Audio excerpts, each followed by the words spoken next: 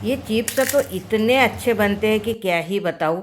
जब मैंने बनाए ना तो मुझे खुद को भी यकीन नहीं हुआ।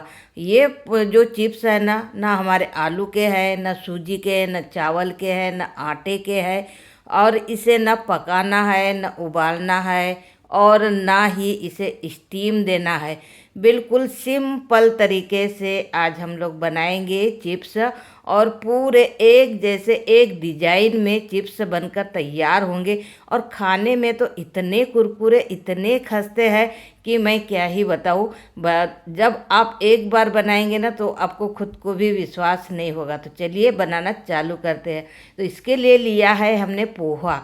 1 कप पोहा है, और ये पोहा ऑलरेडी सभी के घरों में होता ही है। तो 1 कटोरी पोहे से हम लोग इतने सारे चिप्स बनाकर तैयार करेंगे। और इतना सिंपल तरीका है कि कोई भी आराम से बना सकता है। तो ये देखिए, हमने 1 कटोरी हमने पोहा लिया है। अब इसमें पोहे में थोड़ी डस्ट वगैरह लगी ही रहती है, तो इसे सबसे पहले तो हमें कपड़े से अच्छे से पूरी डस्ट वगैरह निकाल लेना है, मतलब साफ कर लेना है, क्लीन कर लेना है। जैसे ही हमारा पूरा पोहा अच्छे से क्लीन हो जाएगा, उसके बाद में हमें इसकी बनाना है चिप्स, जो कि आपने स्टार्टिंग में ही देखे हैं कितने अच्छे चिप्स बनकर तैयार हुए हैं। तो सारी डस्ट निकालने के बाद में हमें निकाल लेना है एक प्लेट में, और फिर हमें चलना है सीधे गैस के पास में। अब आप सोच रहे होंगे भाई, गैस की तो ज़रूरत नहीं थी पकाने की। लेकिन हाँ, हमें गैस की ज़रूरत बिल्कुल भी नहीं है, हमें इसे पकाना नहीं है। जो हमारे पोहे में जो नमी होती है, बस उस नमी को हमें निकालना है।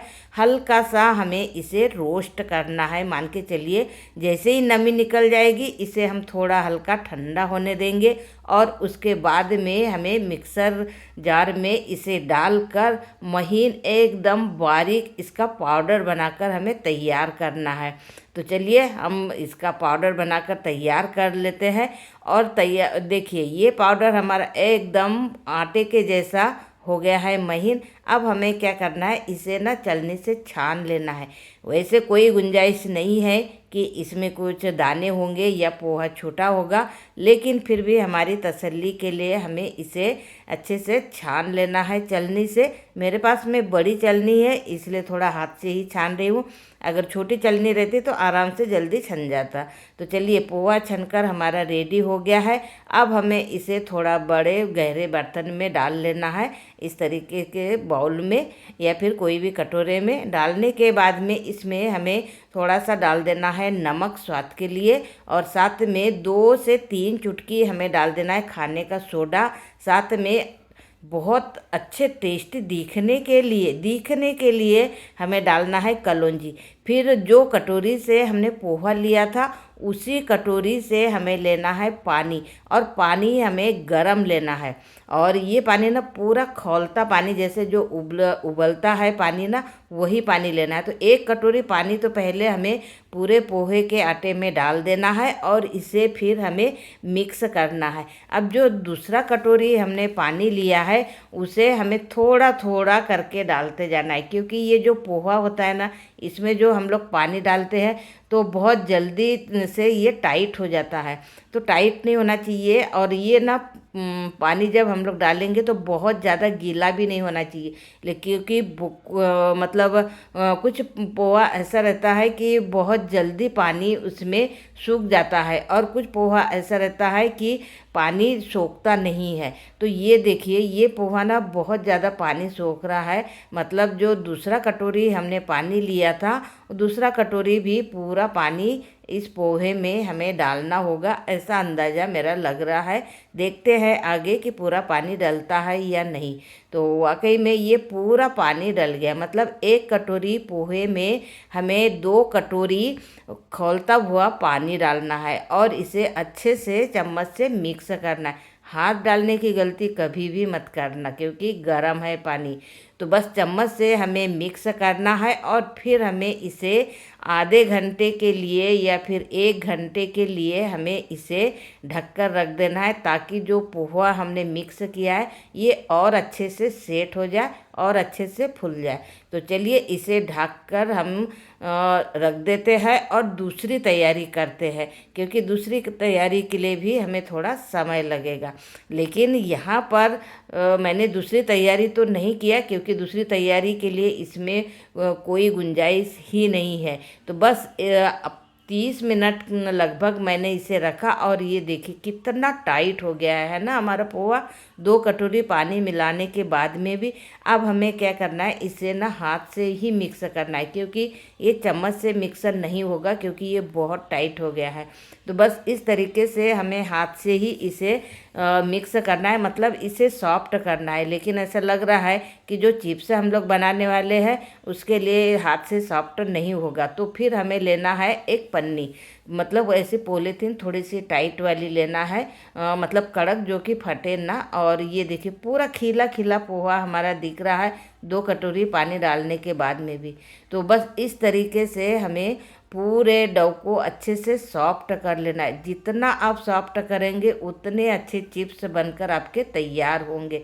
तो ये देखिए इस तरीके से पूरा आटा हमारा लगकर यहाँ पर तैयार हो गया है। और ये ना बिल्कुल ना ही ज़्यादा टाइट है और ना ही ज़्यादा सॉफ्ट है, मतलब हमारा ये चिप्स बनाने के लिए एकदम परफेक्ट आटा लगकर तैयार हुआ है। अब हमें क्या करना है, इसकी छोटी छोटी लोई बनाकर तैयार करना है।